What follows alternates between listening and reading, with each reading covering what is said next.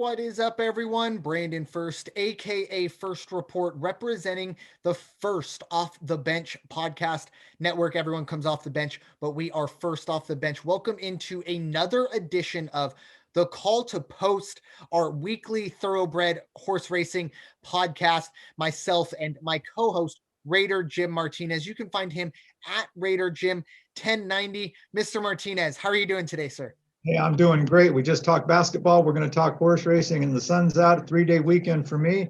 Life is looking pretty good.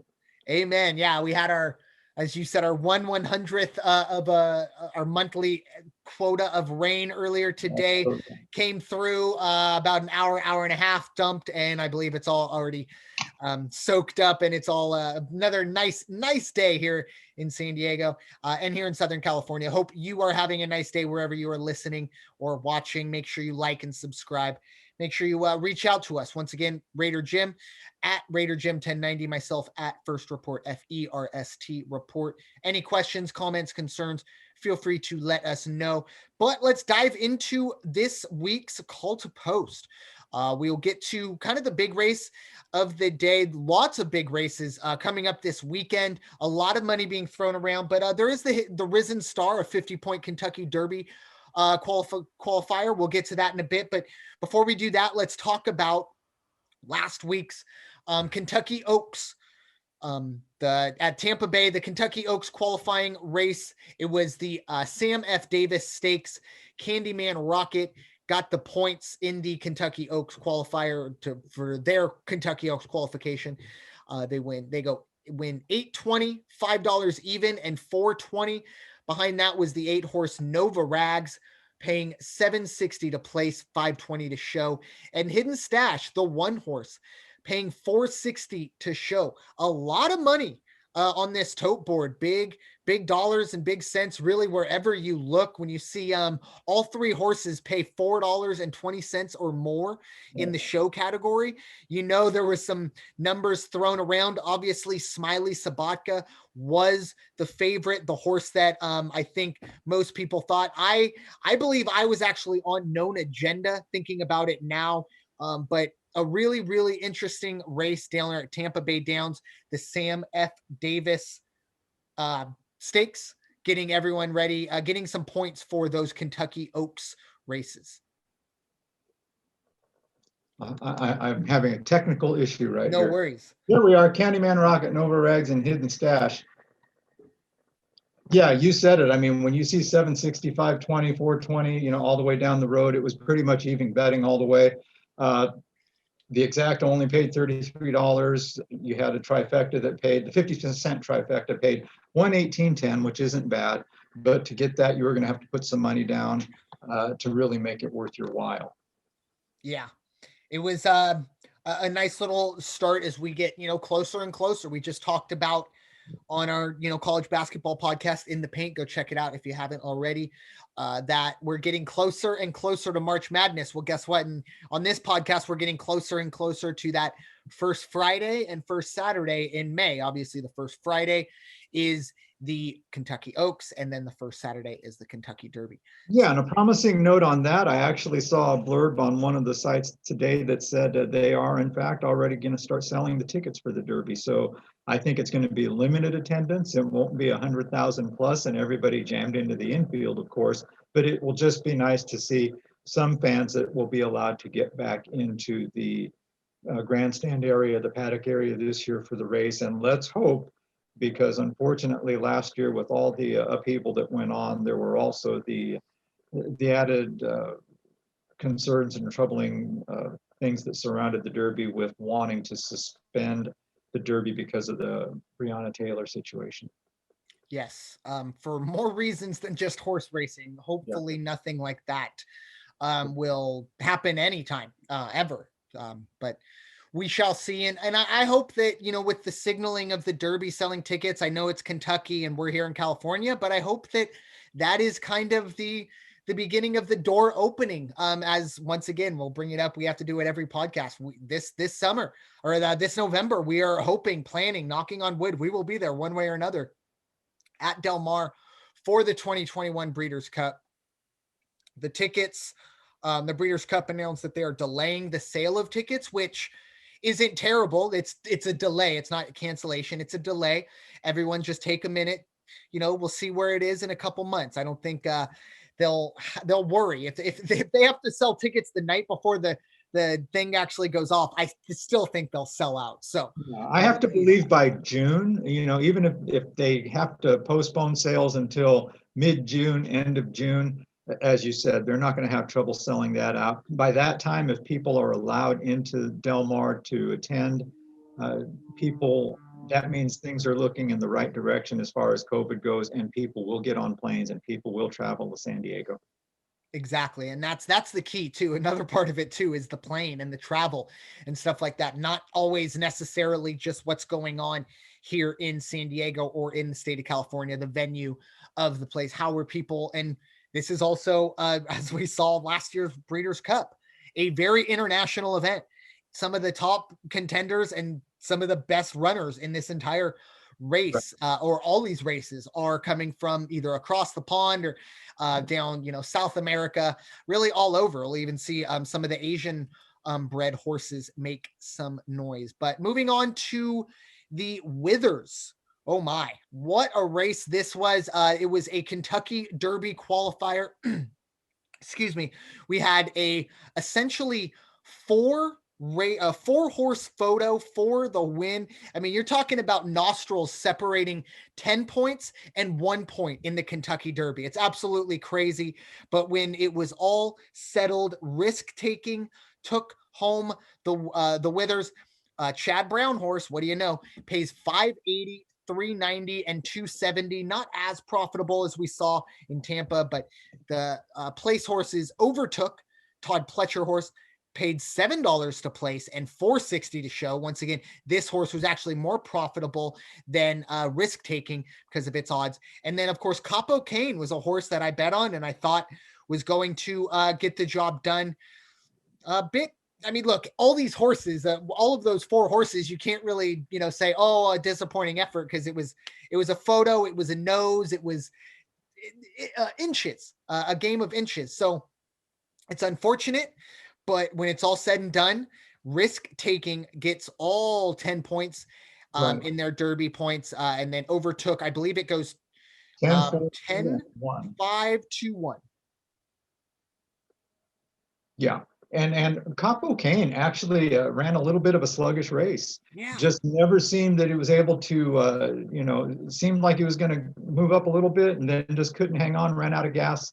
And that was it. Still got the 2 points, but would have liked to have had more, of course. And then I believe it was, I'm not sure who came in 4th now, but one of the other favorites that you and I had talked about was Donegal Bay. Donegal Bay was also very disappointing, went off at 3 to 1 and ended up coming in 7th. Yeah. Just did not have a good race whatsoever. I'm not sure what happened there. And overtook at 9 to 1. Great race. What can you say? But Chad Brown looks like he found another good horse for his stable, and watch out for that one. Yeah. Another situation where it's kind of like, wait, again, like, yeah, it's almost similar to what we've seen in the NFL with Tom Brady, in the Super Bowl. It seems to be, big race, big win. Oh, who must it be other than, of course, Chad Brown? But moving on to just a little bit of a scheduling note. Next week, keep an eye on Call to Post. Normally we do this a little bit later in the week, Thursday or Friday. We're going to figure out when, but it will be, before Thursday of next week that we will do our Call to Post. And next week we will be focusing heavily on the Saudi Cup, the richest race in the world, purse wise. We saw the first grade 1 of the year with the Pegasus grade 1 World Cup at Gulfstream.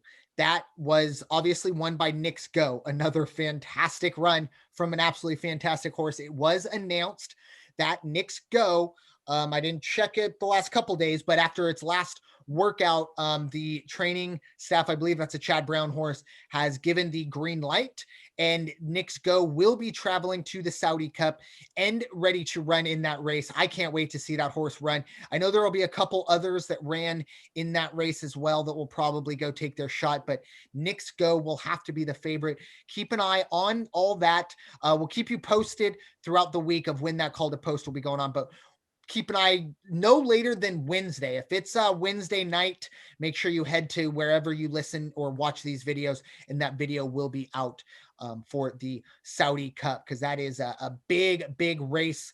Really, obviously everyone knows the Kentucky Derby and the Breeders' Cup, but when the owners and trainers, that's the one they circle, because that's what pays the bills, is that big purse. And it's also a race that has a bit of a controversy after last year and maximum security. But I'm going to pass it over to you, Raider Jim. You have a couple from Oaklawn and a couple others to talk about. Yeah, Oaklawn, and then also we'll be getting to Fairgrounds here. Let me go pull up the Oaklawn schedule real quick. We'll also be talking a little bit about Santa Anita. It is the Santa Monica Stakes. That'll be one that I looked over. And then also Golden Gate has the San Clemente Stakes. That'll be a 10-pointer for the Kentucky Derby. But yeah, the Fairgrounds with a huge slate for Fairgrounds this weekend. I know, finishing up with the Risen Star, which is the first 50-point Kentucky Derby qualifying race of the season. Yeah, Oaklawn's got just a small program, but they're offering over $1.2 million in purse money throughout the day.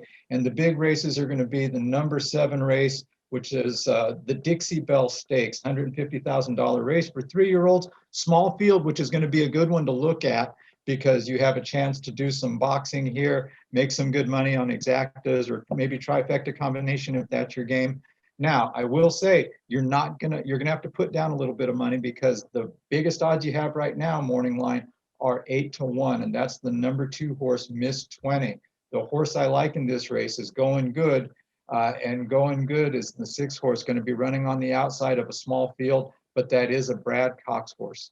So Brad Cox has one in there, and then the other one I like is the Rubertino Diodoro's Ava's Grace, who is running on the rail out of the 1 spot, running out at 5-1 right now. And then Mariah's Princess, which is a Philip Bauer, and that's running right out of the middle of the pack. And you can't overlook the favorite, which is Stephen Asmussen's 4-horse Abrogate. And that horse is probably going to have a good break out of the gate, right almost in the middle of the pack, which is going to be good. They can get the good break, a fast start. Watch for that horse. This is only 6 furlongs, so it is going to be fast. Yeah, and that's a big part of it too. When you get on those grounds, and 6 furlongs, a lot of it is who can get onto that rail and who's in a good spot when they turn for home. You can run a great race, but if all of a sudden you have to go wide or you're stuck on the rail, it doesn't matter how good your horse is, it's stuck there. So that's a big, big part of it. I know I looked over, obviously, we talked about it. The Risen Star is going to be race number 13 on the card Saturday at Fairgrounds. It's going 1 mile and an eighth on the dirt. Once again, this is 50 points. Whoever wins this race, Essential Quality is not running in this race. So Essential Quality's, lead will be given up. I don't think it worries too much about it. Plenty of opportunities to get more points, but whoever wins this race will be the leader after getting those 50 points. And the first horse I want to talk about is our horse of the week profile, and it's a Steve Asmussen horse ridden by Joe Talamo. It's a 3-year-old Midnight Bourbon, 5 career runs, 2 career wins. Every single run has been in the money. Last time out for Midnight Bourbon, it ran in the Lecomte at Fairgrounds at pretty much the same distance. It was 1 mile and a 16th, so maybe just a little bit longer this time. But it beat out Proxy. It beat out Mandaloon, 2 horses that are already in this. And one of the most impressive parts of that race was the way it happened. It pretty much led wire to wire. I think when the first pole, it was in second place. No, I take that back. It did lead wire to wire when you're going a mile and 16. I don't know if that'll happen in this race. We're going to get to the full handicap here in a moment, but Midnight Bourbon is our horse profile of the week. Sire from Tis Now, and the dam was Catch the Moon. There's another really, really good 3-year-old from Steve Asmussen, and a horse that through 5 starts is 6-1 in this race, sits currently 3rd in the Kentucky Derby standings. What are your thoughts on Midnight Bourbon? Midnight Bourbon, favorite horse of mine. I think going to make a good run. Definitely is a strong contender to be in the money. There's a lot at stake in this race. Keep Me in Mind is one of the horses you and I were talking about before you hit record, because we're a little unclear if Keep Me in Mind is going to actually run out of the 12th spot or not. I seem to, maybe I was just dreaming, but I thought I read that Keep Me in Mind might not be running in this race in lieu of running in another race down the road, not because of anything that was physically wrong with the horse. And then the other horse we looked at, or that I mentioned, is the Brad Cox entry, Mandaloon. The one that I think may surprise, and also a 6-1 horse that is going to be running right next door to Midnight Bourbon, is Senor Buscador. That is a strong horse, has had good train results lately, and don't be surprised when that horse makes a match race down the stretch. I love Senor Buscador at 6-1. Both Midnight Bourbon and Senor Buscador both at 6-1.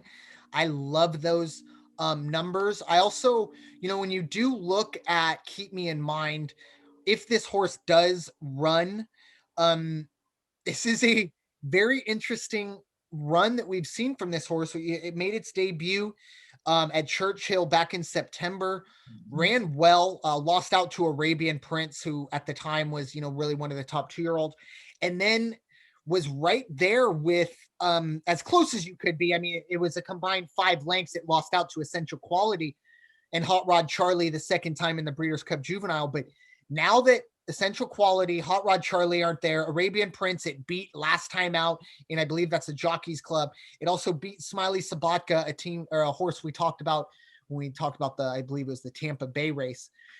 Keep Me in Mind. It's going to be interesting. 3-1, if this horse even runs. But it has the speed numbers, but I'll tell you what, last time out, the run didn't exactly inspire confidence in me. Mandaloon is one to definitely keep an eye on, but one that I have an in the money and a place show thought about is Proxy. I really like the way this horse runs. Last time out, it was in that LeCompte that I talked about with Midnight Bourbon ran so well. Well, Proxy was right there the entire race. Did drop down to 3rd for a split second, but did work its way back up. Ended up beating out Mandaloon in that race. Proxy's actually 8-1. Of all the horses we've already talked about, that has the longest odds. I really like that horse as a place show bet. But whoever wins this race, immediately going to the top of the rankings, it's going to be a heck of a race, I believe. Yeah, 50 points is that puts you in a good spot to get a spot in May come Kentucky Derby week. Yeah, and that's why it was a bit of a surprise if it is the case that Keep Me in Mind is going to pull out to go into another race, because this is a 50-pointer. You don't really know. I mean, there's no guarantee that this horse is going to win it, but as they say, you can't win it if you're not invited. You can't win it if you don't run the race. So what was the breakdown again? You get 50 points for first. What are they doing for second, third, and fourth? I believe it's 25, 15, and 10, maybe 5 the last one. I didn't have it exactly there. Actually, hold on. I think I can get that right here. Let me just confirm that. 50, 20, 10, and 5.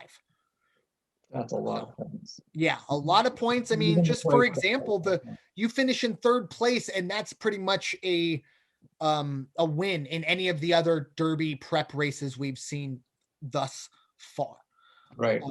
Moving on to another race that I handicapped was the Santa Anita race number 8. It's the grade 2 Santa Monica Stakes, going 7 furlongs on the dirt, $200,000 purse. I'll start this one off.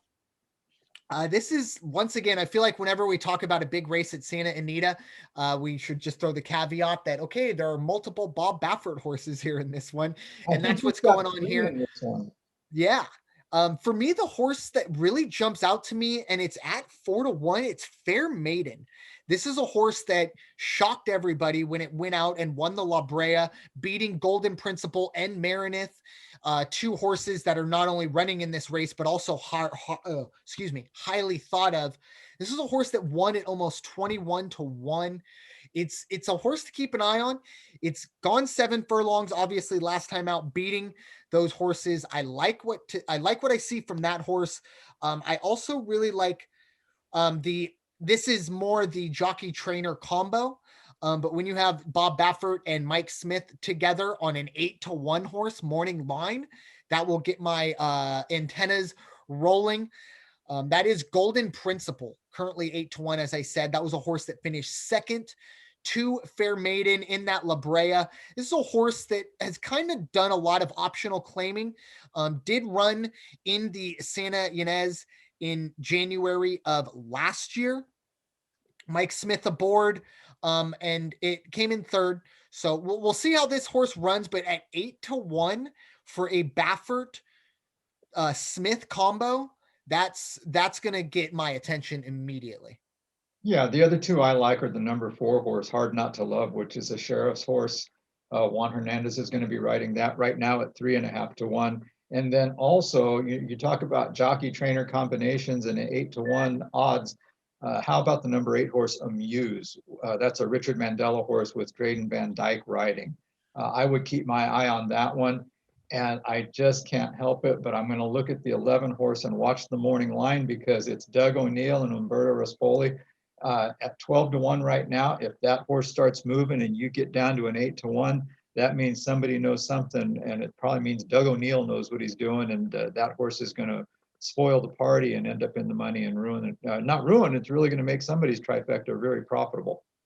Yeah, and that's a great point for that horse, and it's interesting. I don't know if we talked about Amuse. Let me just make sure that I'm looking at the right one. Yeah, and that's a horse that that does somewhat also catch my eye, but another one also is Miss Stormy D.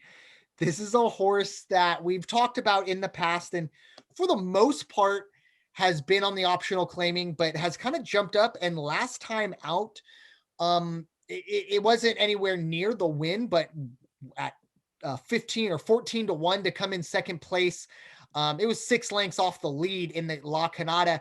And it was, of course, with Mike Smith aboard. That will not be the case here. 20-1 morning line. Definitely not a winning contender, but a place show. If you want to take a couple bucks, throw down. I think this horse will probably go higher up. This horse has ran in the 90s in the past. So very interesting. It is dropping down a bit in distance. This is a horse that's mainly running a mile. And or at least lately has jumped up into the mile. And it's, I guess, somewhat, let's see, 2019 was running at 5.5 furlongs and 6.5 furlongs, but all last year was essentially at a mile. So we'll see how that horse comes back. But I'll tell you what, at 20-1 for a horse that I remember making a little bit of money on in its place show, or in its place run, I should say, last time out. Yeah, and going back to the 11 horse, that Doug O'Neill horse, Biddy Duke, Biddy Duke's daddy is Bayern. Bayern was in 2014, won the Grade 1 Breeders' Cup Classic, won the Haskell Invitational and the Pennsylvania Derby. This is a horse that is bred to run. He's got the blood in him, and don't be surprised, again, if that horse doesn't crack. The number should drop. The line should definitely drop under 10. And watch for that horse to spoil the party. Exactly. And this is not a derby race or anything like that, but it's $200,000 purse. It is a grade 2 for 4-year-olds, 4-year-old fillies, I believe. Let me just confirm that. Yep.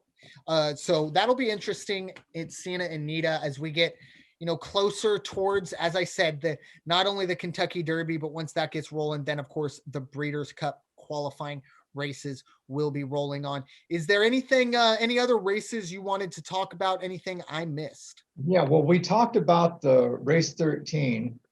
I think, yeah, we talked about race 13 at Fairgrounds, and that's a $400,000 purse. Right before that, the 12 race is going to be $300,000. Oh, wow. So that's also one worth looking at. That is going to be 1 1/16 mile on a dirt, the Rachel Alexandria Stakes. And rather, average field, 9 horses. We've got, see, Brad Cox has the favorite in it, Travel Column, the 8 horse at 2-1. You also have Steve Asmussen has Clairiere, the 1 horse running off the rail, which is going to be a strong race. So you could see a 1 and 8 match race as you come around the home stretch, down the home stretch. That could be good. Super Sensational is 8-1 right now, but a horse that is definitely worth watching. And again, looking at pedigree, both Clairiere, the 1 horse, and the 2 horse Super Sensational are out of Curlin. So, what do you say? That speaks for itself. So take a look at the 12 race at Fairgrounds tomorrow. Might as well, if you're going to watch the 13 race, watch them both, because there's money to be made and excitement to be seen.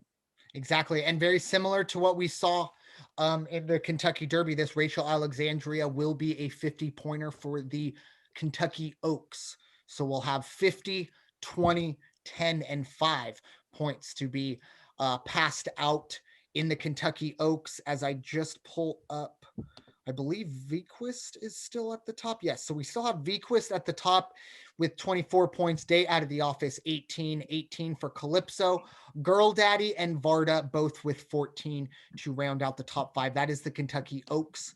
And it's very similar to what we saw in the where we talked about with excuse me, the Risen Star. Whoever wins the Rachel Alexandria will be the number 1 horse on the standings for the Kentucky Oaks. Clairiere, you talked about the Curlin connections. This is another horse that was within, shouting distance of Travel Column last time out in the Goldenrod at Churchill Downs last year in November. Really kind of got the ball rolling on this new year for the Kentucky Oaks. Let me just roll through here. And Zoom Up is one. All 4 runs have been in the money. This is a horse last 2 times out has gotten the win. Obviously, it finally broke its maiden and then got the job done in an optional claiming. So it is jumping up in class, obviously, going from, optional claiming and the maiden special weights to now all of a sudden a 50-point Kentucky Oaks qualifier. But this is a horse to keep an eye on. A horse that's ran well. And, hey, these horses don't always know that, hey, maybe I shouldn't be that good. I'm just going to run my race. The speed numbers will have to maybe improve just a little bit to be totally competitive in this race, but definitely worth a look. And I agree with you, Raider Jim. If you're going to watch race number 13 at Fairgrounds, you might as well watch race 12. Might even be better. Yeah, going to be a good race. It's going to be a good day out at the Fairgrounds for sure. Definitely. And there's the Fairgrounds in pretty much that hour, we will have the new, I guess, leaders or the new top contenders for the Kentucky Derby and the Kentucky Oaks. So that's kind of interesting. But we are going to be getting in March, April. That's when we get into the Florida, Louisiana, Texas Derbies, stuff like that. That's when the big ones roll around, and that will be a lot of fun then. But anything else there, Raider Jim? No, I am looking forward to doing an entire segment on the Saudi Cup. And again, we will touch a little bit on last year's controversy, but we won't spend too much time on that. But just the money that will be handed out that day is amazing, and the field is going to be fantastic.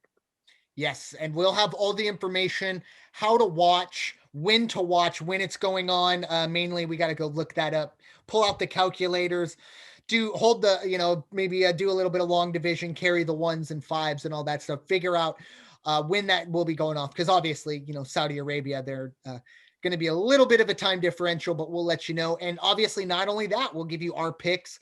Nick's Go, you would have to imagine, will be the morning line favorite, but there's going to be value in that race. And that's what we're here to do. Make sure that we can give that to you. I agree. I cannot wait to break down the Saudi Cup. You have in horse racing, as good as it is, as bad as it is, whatever you want to think about it, cash is king, money is king. The biggest purses get the best horses. So guess what? If we have the richest horse or the richest race in the world, we're going to have the best race horses in the world. Cannot wait for that. Final thoughts, Raider Jim, as we wrap up another episode here of the original Call to Post. No, as things get better on the COVID scene, it was really nice, like I say, to see that they're starting to talk about ticket sales to the Kentucky Derby. We keep our fingers crossed. I think it looks pretty hopeful and promising that Del Mar, even if limited, they will let people on the track or at the track this year to see the races. And then Breeders' Cup should be going, full bore or as full bore as it can with all the protocols in place. But let's just keep everybody safe and healthy, and let's look for a good spring and summer. Amen. Let's try and get through this and look back at this as we'll look back at when we're cleaning up in a couple years. We'll find a random mask and just go, oh, I remember those days. Put it in my time capsule. Yeah, exactly. Yeah, I we'll see how about that. But the main thing, obviously, staying healthy, getting to those benchmarks, no matter what sport it is. Obviously, look, horse racing hasn't been untouched, but overall, it's been of all not hit as hard, and they're powering on, and a lot of people, a lot of places, tons of people deserve the tip of the cap. Not even going to pretend to know the names or any of that, but they know who they are, and it's going to be a lot of fun as we get ready not only to Derby season but Breeders' Cup season. We will be here throughout. Thank you as always for your time, Raider Jim here. My pleasure. And thank you all out there listening to another edition of the original Call to Post here, presented by the First Off the Bench Podcast Network. Everyone comes off the bench. We are first. Now it is time for you all to go wash your hands and stop hating, everybody. We will talk to you very soon. Have a great day. Peace out, everybody.